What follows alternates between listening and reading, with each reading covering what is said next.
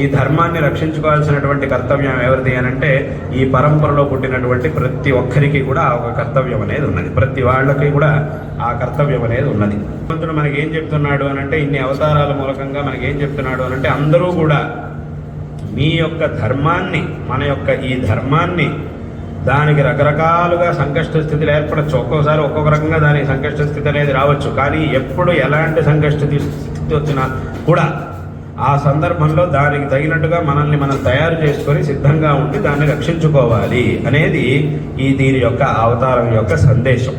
మన యొక్క శ్రేయస్సుకి కారణమైనటువంటి ఈ ధర్మం అనేది ఏదైతే ఉందో ఈ ధర్మాన్ని అందరూ కూడా కాపాడుకొని దీన్ని ఆచరించడానికి ఎప్పుడు కూడా సంసిద్ధులుగా ఉండాలి.